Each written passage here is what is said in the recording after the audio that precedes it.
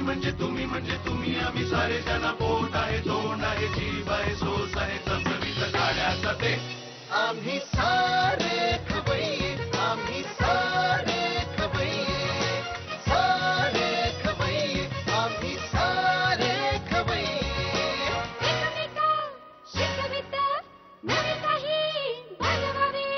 किती किती चोचले ते जिभेचे हे पुरवावे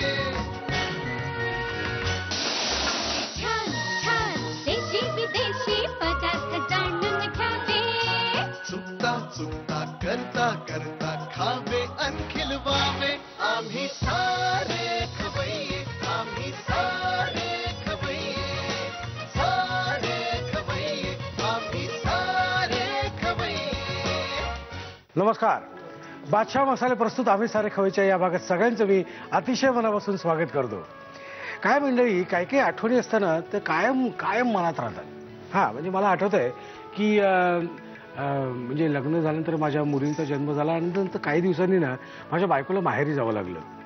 काय शाळांना काही सुट्ट्या नव्हत्या, पण मला एक आठवडाभर सुट्टी होती. म्हटलं जाऊ दे, काय टेन्शन नाही, मी सांभाळतो मुलींना, डोंट वरी. तर ती माहेरी गेली आणि मग शपथ सांगतो, तो जो आठवडा होता ना, तो आठवडा जवळजवळ मला 8-10 महिन्यांसारखा वाटला.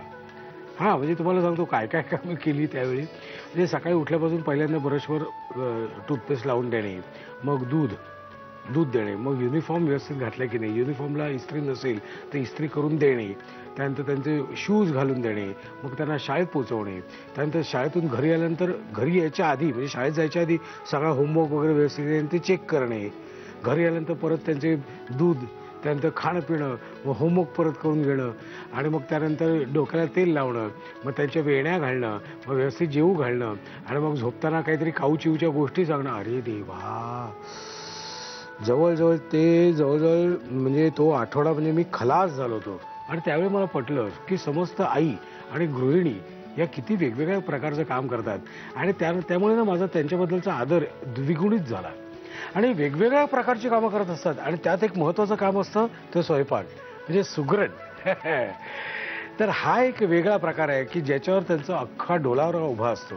तर हा सुगरण हा जो प्रकार आहे ना, म्हणजे हाताची चव, आईच्या हाताची चव किंवा घरातल्या गृहिणीच्या हाताची चव ही अतिशय महत्त्वाची असते. तर हीच आपल्या हाताची चव दाखवायला एक सुगरण इथे आलेली आहे, एक गृहिणी इथे आलेली आहे. आपण त्यांची ओळख करून घेऊया. नमस्कार. नमस्कार. काय नाव आपलं? बोगा कलावती.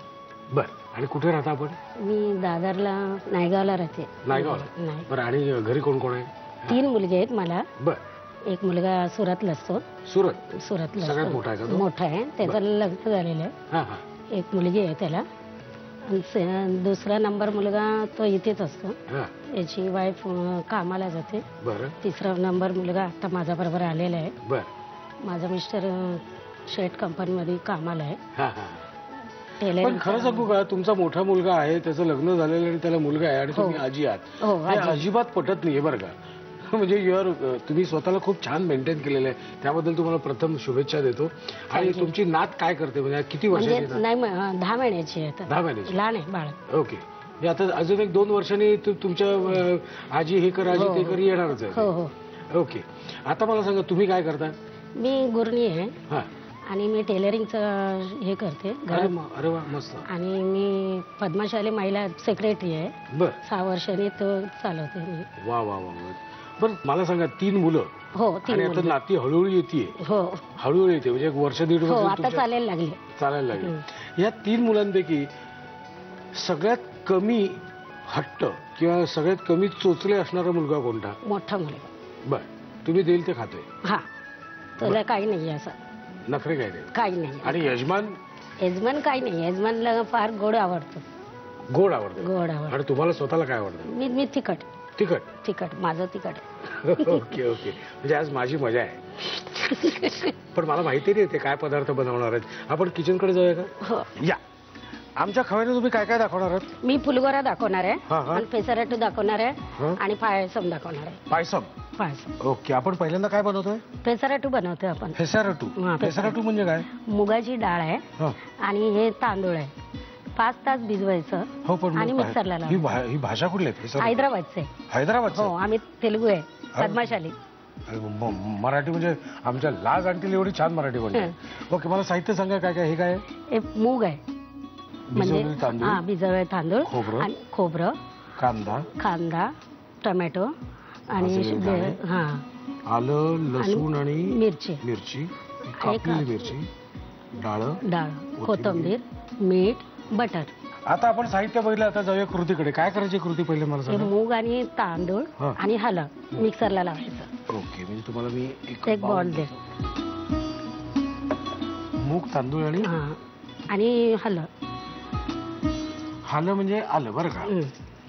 1 वाटी मूग असलं, अर्धा वाटी तांदूळ, 5 तास भिजत घालायचं. अच्छा, हे भिजून आणले? हो, भिजून आणलेले. 5 तास भिजत घालायचे ना, म्हणजे तुम्हाला चला करूया असं नाही होणार. तुम्हाला आदल्या रात्री प्लॅन करायचं. रात्री नसले तर दुपारी.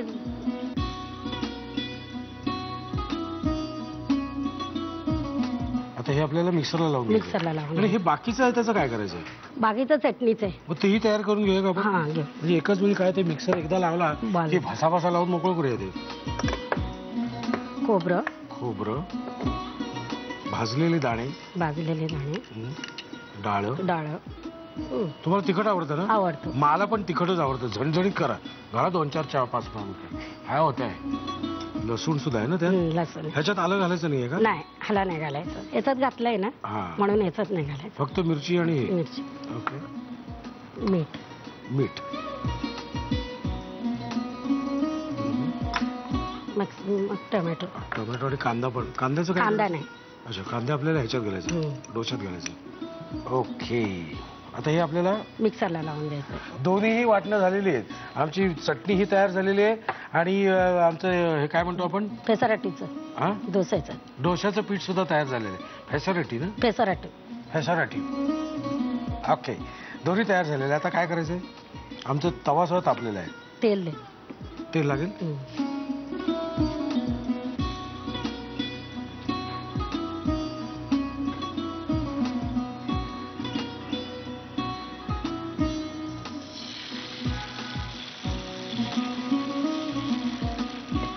हा पदार्थ घरात किती वेळा होतो साधारण? आठवड्यातून एकदा तरी होतो. म्हणजे डोसा कधी तरी, कधी इडली, कधी पेसराट्टू, कधी उपमा.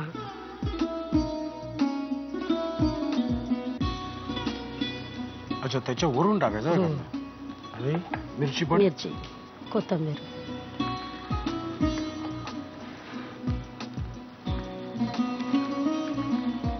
तुमचं कम्प्लीट लहानपण इथेच गेलं का? हो.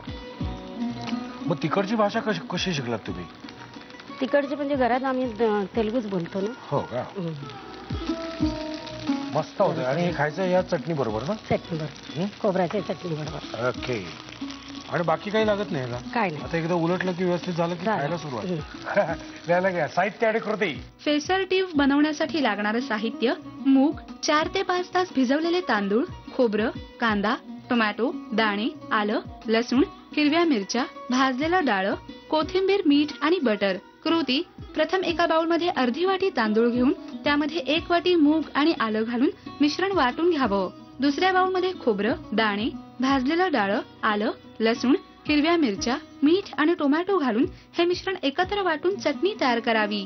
पॅन मध्ये तेल गरम करून त्यामध्ये मूग आणि तांदळाचं वाटण पसरवून घ्यावं. त्यावर कांदा, मिरची आणि कोथिंबीर घालावी.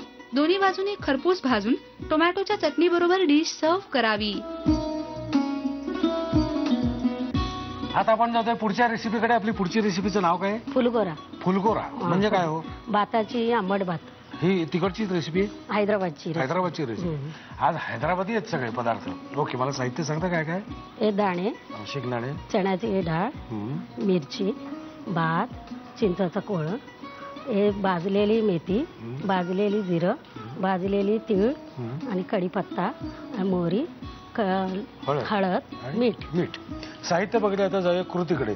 मला कृतीकडे जाण्यापूर्वी मला सांगा, हे आपण कसं बनवलंय चिंचेचं कोळ? हे 1 तास भिजवायचं चिंच आणि त्याचं पाणी काढून घ्यायचं. आणि पाणी काढून ते उकडून घ्यायचं. गठ्ठ होईपर्यंत उकडून घ्यायचा. त्याच्यात थोडंसं गुळ घालायचं.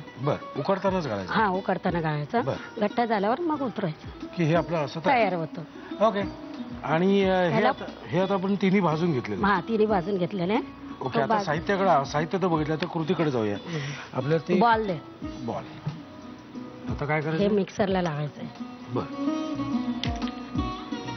हे आपण भाजलेली तीळ आहे, भाजलेली तीळ आहे, भाजलेली तीळ, भाजलेली जिरं आणि भाजलेली मेथी हे मिक्सरला लावायचं. आता आमचं हे मिक्सर मधून आम्ही काढलेलं आहे.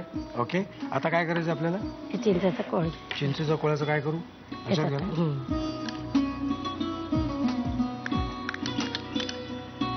वाटलेली हे किती घालायचं आपल्याला याच्यात? पुरं घालायचं संपूर्ण. संपूर्ण संपूर्ण ओके. ते मिक्स करायचं. हे असं करताना कोणाला वाटेल मी काय एक मसाला किंवा असं काही करतो की काय आमलेट फिमलेट, तर असं नाहीये, ही स्टाईल आहे. ओके. आणि फोडणीसाठी मोहरी घालायची त्या, जिरं जिरं दाणे सगळे घालू. बस झालं. थोडे 2-4 तोंडात टाकायला ठेवतो. डाळ ओके. आणि मिरच्या टाका. ते तर पाहिजे ना, त्याशिवाय तिखट होणार कसं ते? टाका अजून 2. बस झालं. ओके. आणि हे भाजून झाल्यावर कढीपत्ता घालू आताच. भाजून घेऊ द्या, नाही तर करपेल ते. कढीपत्ता घाला.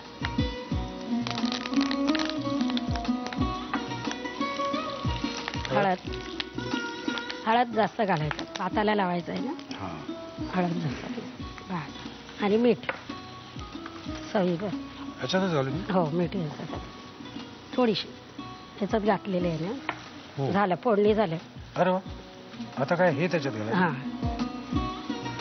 आयडियाची फायडी आहे काहीतरी.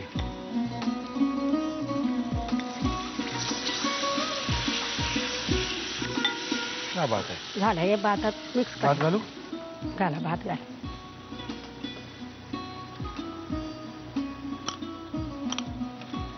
आता हा भात कशाबरोबर खायचा हा प्रश्न मूर्खपणाचा ठरेल, कारण असाच खायचा भात आहे. साधारणपणे आपल्याकडे फोडणीचा भात वगैरे असतो ना, त्याची ही जरा अजून पॉलिश्ड क्वालिटी आहे. फोडणीचा भात पटकन होतो, हे जरा वेळ लागतो. पण याला डाळ नाही लागत आणि भाजी पण नाही लागत, हे नुसतीच खाऊ शकतो. हा, काही गरजच नाही ना. आणि प्रवेश याला चांगले. आता हा असंच खायला सुरुवात. हो, असंच. लिहून घ्या साहित्य आणि कृती. फुलगोरा बनवण्यासाठी लागणारं साहित्य: दाणे, चण्याची डाळ, मिरची, तयार भात, चिंचेचा कोळ, भाजलेली मेथी, भाजलेलं जिरं, भाजलेले तीळ, कढीपत्ता, मोहरी, हळद आणि मीठ. कृती: प्रथम एका बाउलमध्ये भाजलेले तीळ, भाजलेलं जिरं आणि मेथी घालून हे जिन्नस एकत्र वाटून घ्यावेत. एका बाउलमध्ये चिंचेचा कोळ घेऊन त्यामध्ये हे जिरं आणि मेथीचं वाटण एकजीव करून घ्यावं.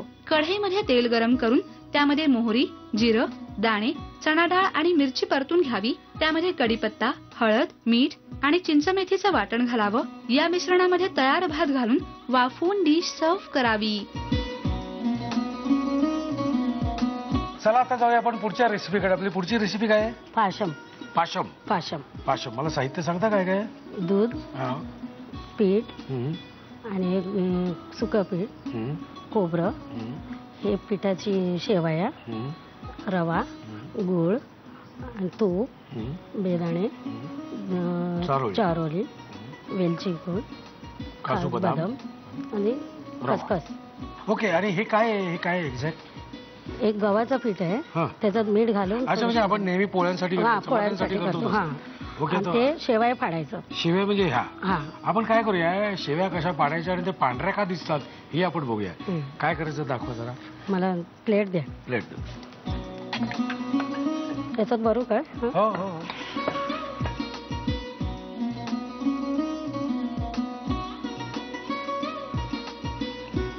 हा सुद्धा हैदराबाद का? हैदराबादचं.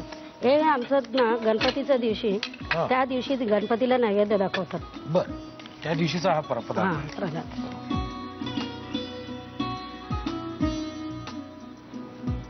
म्हणजे एकाला चिटकू नये म्हणून सुकी पीठ घालायचं. ओके. आणि मग याचे असे तुकडे पाडायचे. हा, तुकडे पाडायचे. ओके, लक्षात आले. आता आपण हे ठेवून देऊया. आता आपण जाऊ पुढच्या भागाकडे. तयारी झालेली आहे. आता काय करायचं मला सांगा. पहिलं गरम पाणी ठेवले आहेत ना, त्याच्यात हे घालायचं. ओके. हे थोडस ते शिजवायला पाहिजे. जरासं शिजून घ्यायचं. ते पीठ घातल्यामुळे ते पसरलेलं नाहीये त्यामुळे. ओके. आणि ह्याच्यात थोडीशी तूप घाला म्हणजे चिटकून नाही तूप घातलं. तो रंग बदलला पण लगेच. किती एवढं? हा भाजल. रवा घाला. रवा घालू? बस बस. हे हळूहळू आता घट्ट होईल का? हो घट्ट होईल. जरासं ह्याला काय म्हणतात? पाशम. फाशम. पाशम. फाशम. गुळ घाला आवडीप्रमाणे. काय फाशम म्हटलं थोडं गोडच पाहिजे. गोडच पाहिजे. गोड कमी खाणार असलं तर कमी घालू शकता. एखाद दिवस खायला प्रॉब्लेम नाही. हो काय आता पाशम म्हटलं पाशम सारखं लागायला पाहिजे. है की नाही? खूप दिवसांनी गुळ खाल्ला. लहानपणी गुळतूप पोळी खायची. खोबरं घाला. खोबरं जरा बस. चारोली टाका. याला हलवायला लागतो का हे घट्ट होतच. हे घालू? घाला. हे आम्ही बदाम बिदाम घालतोय बघा तब्येतीला उत्तम. काजू. वेलची पूड. वेलची पूड थोडी घालू. आता अख्खे बदाम मगाशी घातले तर तुकडा बदाम.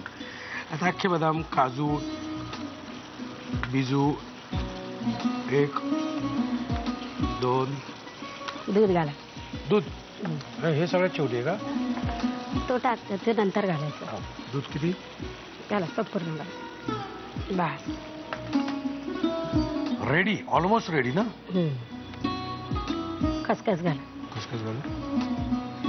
खसखस घालण्याचं प्रयोजन काय आहे? खसखस थंड असतो आणि गणपतीला नैवेद्य म्हणजे खसखस आणि गूळ आणि खोबरं. ओके. रेडी. रेडी. आणि थोडीशी वरून तूप घाला. मग झालं.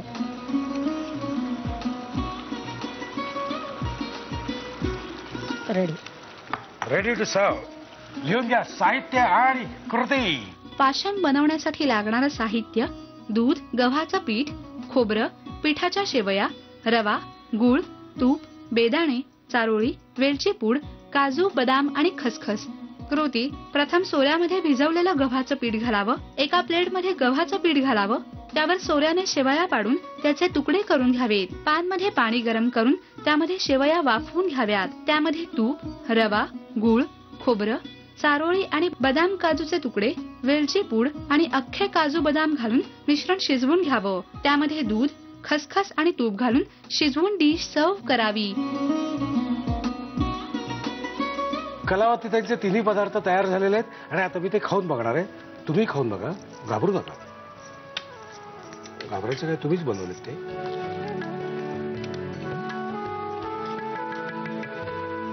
चटणी तर मस्त झाली एकदम सही. तिन्ही पदार्थ अप्रतिम झालेले आहेत. तुम्ही करून बघायलाच हवेत. चान्सच नाही. उत्तम पदार्थ झाले. तुम्हाला सांगतो हे पदार्थ आहेत ना म्हणजे खाण्याचे पदार्थ ना खाण्याच्या पदार्थांमुळे आपल्या मूडमध्ये सुद्धा फरक पडतो बरं का. शपथ. म्हणजे उदाहरण बघा म्हणजे तुमच्या घरी एखादा अतिशय दमून एखादा मित्र आला किंवा मैत्रीण आली आणि तिच्यासमोर तुम्ही असं ताजं ताजं लिंबू सरबत किंवा गरम गरम चहा आणि जोडीला असं काहीतरी असं तोंडात टाकायला ठेवलं की कसं फ्रेश होतं. हो की नाही? शेवटी फ्रेश होणं हे चांगल्या चांगल्या पदार्थांवर अवलंबून आहे. आणि मी फ्रेश राहतो ते तुमच्यामुळे फ्रेश राहतो. आणि मी असाच फ्रेश राहावं असं तुम्हाला वाटत असेल तर तुमचे वेगवेगळे पदार्थ माझ्यापर्यंत पोहोचणं अतिशय महत्त्वाचं आहे. आणि ते जर माझ्यापर्यंत पोहोचवायचे असतील तर तुम्हाला सगळं व्यवस्थित लिहायला लागेल, रेसिपी लिहायला लागेल आणि ती पाठवावी लागेल. आणि तुम्हाला जर माझ्याकडे पाठवायची असेल तर तुम्हाला पत्ता लागेल. पत्ता लिहून घ्या. आम्ही सारे खवय्ये. Zee Marathi. Post bag number 1, Andheri पूर्व, मुंबई 99, भारत TVC.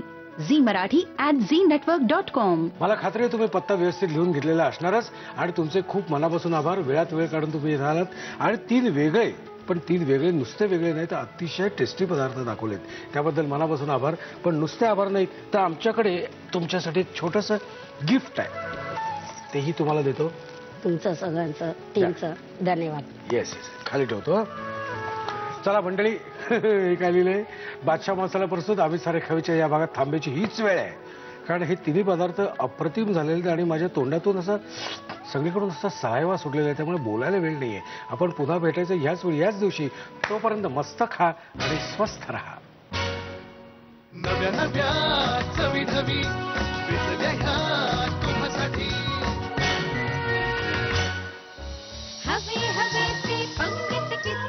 वेल आपली पहिली रेसिपी आहे अलिबागचं स्पेशल कडव्या वालाचं कढण. सेकंड रेसिपी जी आपण करतोय ते म्हणजे खेकड्याचं सूप.